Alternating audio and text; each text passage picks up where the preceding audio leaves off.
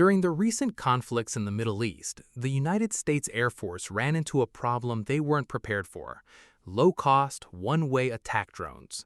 The threat came from slow, cheap drones, Iranian-made Shahed drones. Given that Iran possesses ballistic and hypersonic missiles, one would have thought that they would be the real threat. But no. From an engineering standpoint, the Shahed shouldn't even register as an actual threat. It's slow, loud, and flies in predictable routes.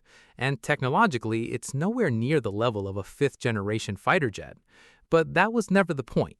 But instead of building a drone that could evade air defenses through stealth or maneuverability, Iran built one that attacked through numbers, cost, and persistence. And during the recent conflicts in the Middle East and Ukraine, that strategy exposed a dangerous reality for modern air defense systems.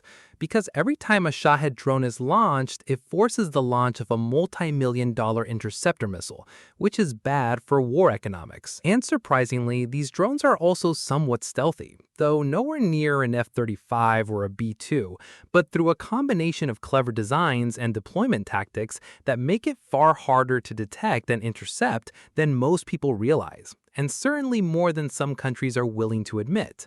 So we're going to take a look at those clever designs, the engineering and deployment tactics that are forcing military superpowers to rethink their current battlefield strategies and future of air defense. To understand why advanced air defense radars struggle against a Shahed drone, we must examine how modern radar processes moving targets. As we covered in our previous radar analysis videos, links in the description, when a ground-based early warning radar emits an electromagnetic pulse, that energy reflects off everything like trees, mountains, and buildings. If a radar screen displayed every single return echo, the operator would be entirely blinded by static ground clutter. To solve this, engineers utilize pulse Doppler processing. When an electromagnetic wave strikes a moving object, the frequency of the returning wave is somewhat compressed or stretched based on the object's velocity relative to the radar. This is the Doppler shift. The Doppler shift is equal to twice the velocity of the target divided by the wavelength of the radar, multiplied by the cosine of the angle between the radar beam and the target's flight path. The radar's processing software analyzes this shift to determine speed. To eliminate ground clutter, the software applies velocity filters. It calculates the speed of the returning echo, and if that speed is below a certain threshold, say 100 kilometers per hour, the computer categorizes the object as a truck, a flock of birds, or even debris. The radar's filtering algorithms may classify the return as ground clutter or a low-priority contact. This specific velocity filter is known as the Doppler notch. The Shahed 136 flies at roughly 185 kilometers per hour. Furthermore, its flight profile relies on extreme low-altitude navigation, often cruising around 50 meters above the ground. At that altitude, the drone is also exploiting the curvature of the Earth itself. Radar systems are limited by the radar horizon. Even an extremely powerful radar cannot track a target hidden below the curvature of the planet or masked behind terrain. A low-flying drone may not appear on radar until it is already dangerously close, compressing the defender's reaction time down to minutes or sometimes seconds. When an advanced air defense radar paints a low-flying Shahed, the radar receives a perfectly valid echo. However, because the drone is flying so slowly, the resulting Doppler shift is minimal. If the drone happens to be flying at an angle relative to the radar, the cosine of theta in our equation reduces the perceived radial velocity even further. The air defense computer processes the equation, looks at the minimal frequency shift, and categorizes the drone as a non-threat object. The radar is capable of seeing the drone, but the drone's low radial velocity and low altitude flight profile make it harder to distinguish from ground clutter, especially at long range. By intentionally flying at the speed of a civilian vehicle, the Shahed weaponizes the defense system's own clutter reduction algorithms against it. Modern militaries are not relying on radar alone. In Ukraine and the Middle East, defenders increasingly use layered detection networks that combine radar, infrared cameras, acoustic sensors, and even visual observers. A Shahed's two-stroke engine is notoriously loud, often compared to a flying motorcycle or chainsaw. In many cases, civilians hear the drone before they ever see it. When the drone does fly fast enough or high enough to escape the Doppler notch, it relies on a second layer of defense, its material composition. Stealth aircraft, like the F-35, are made of conductive metals and highly specialized composite skins designed to absorb and deflect radar waves. The Shahed takes a much cruder yet highly effective approach. The airframe is entirely devoid of aerospace-grade aluminum or titanium. It is constructed primarily of fiberglass, carbon fiber, and a honeycomb epoxy structure. In electromagnetic physics, the interaction between a radar wave and an object is dictated by the object's dielectric constant and electrical conductivity. Metals are highly conductive, so when a radar wave strikes metal, it cannot penetrate the surface, resulting in an immediate surface current and a massive reflection of energy. Fiberglass and epoxy are dielectric insulators. They have very low electrical conductivity. When an X-band radar wave strikes the fiberglass wing of a Shahed, the drone reflects far less radar energy than a conventional aircraft, because much of the airframe is made from composite materials rather than solid metal. The material allows some of the microwave energy to transmit through it rather than reflect off it. The drone generates a minuscule radar cross-section. There are, of course, metallic components inside the drone. The MD-550 two-stroke engine at the rear of the aircraft is a solid block of steel and aluminum. The warhead contains dense fragmentation material, but these components are very small. When you apply the inverse fourth power law of radar to a target with an inherently limited radar reflective surface area, wrapped in a fiberglass radar transparent shell, flying too close to the ground, the math heavily favors the drone. The returning radar echo is so weak that early warning systems struggle to make a reliable weapons-grade lock until the drone is often within a few kilometers of its target, drastically reducing the time defenders have to launch an interceptor. The sheer simplicity of the Shahed airframe creates an engineering limitation. It has no onboard radar, no optical targeting cameras, and no ability to actively hunt a moving target. It is a pre-programmed munition. Before launch, operators input the exact GPS coordinates of a static target, and the drone simply flies to that location and detonates.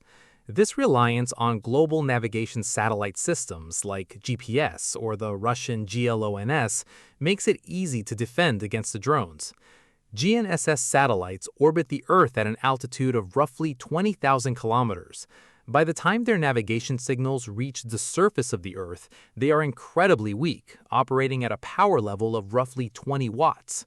As we established in our electronic warfare analysis video 2, overcoming a weak signal is trivial for a ground-based jammer. The defender simply activates a localized radio transmitter broadcasting static noise on the GPS L1 and L2 frequencies. Because the ground jammer is only a few kilometers away due to the inverse square law, its signal will completely overpower the faint transmission coming from space. The drone loses its coordinates, drifts off course, and misses the target. For early iterations of loitering munitions, this was highly effective, but the designers of the Shahed implemented a highly sophisticated countermeasure known as a Controlled Reception Pattern Antenna, or CRPA.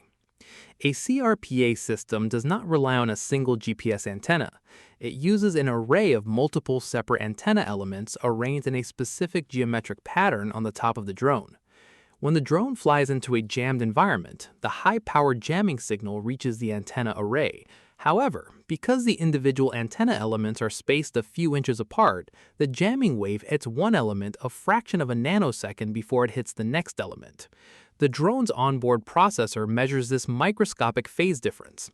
By analyzing the phase delay across the array, the computer calculates the exact physical direction the jamming signal is coming from. Once it knows the angle of the jammer, the processor executes a process called spatial nulling. It takes the signal received by the array, applies a calculated phase shift to it, and combines the signals together.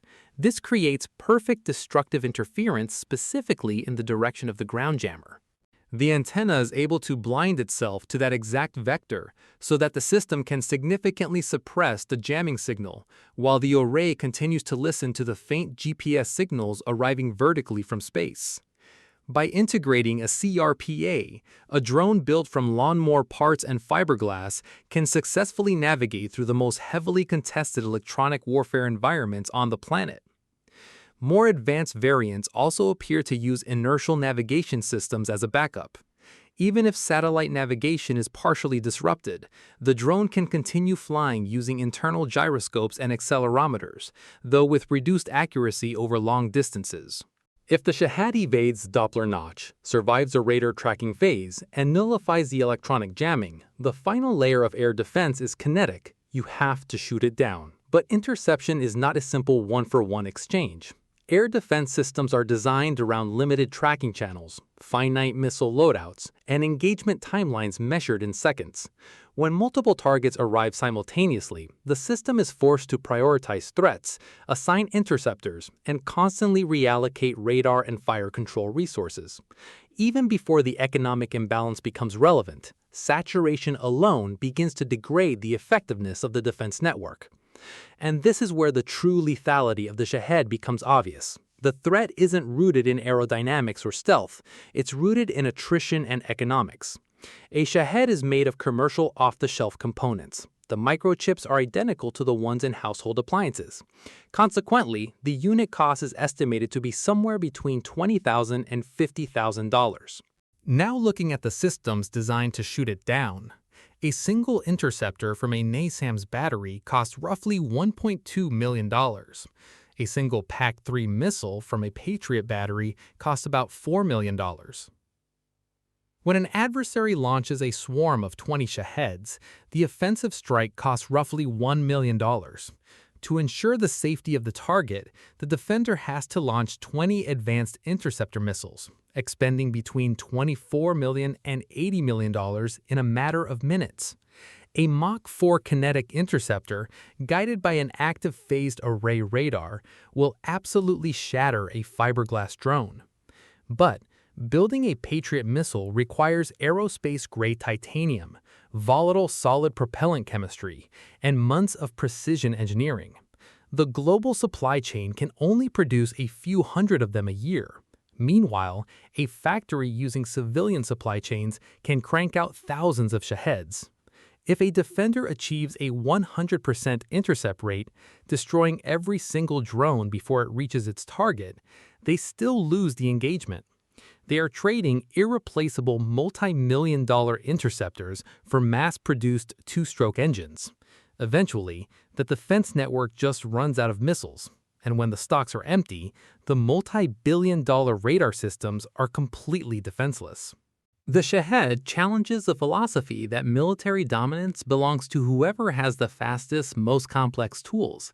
It strips away the pilot, the life support systems, the advanced radar, and the jet propulsion. It regresses aircraft design back to its most primitive raw components. But by doing so, it exploits the extreme optimization of the systems built to destroy it. Its composite structure reflects relatively little radar energy. Its antenna arrays negate localized jammers, and its sheer manufacturing volume forces defenders into an unwinnable economic equation. It proves that, in the modern era of conflict, you don't need to out-engineer a billion-dollar air defense network to defeat it. You just have to understand the physical constraints and mathematical assumptions it relies on, and build a machine that exists entirely outside of them.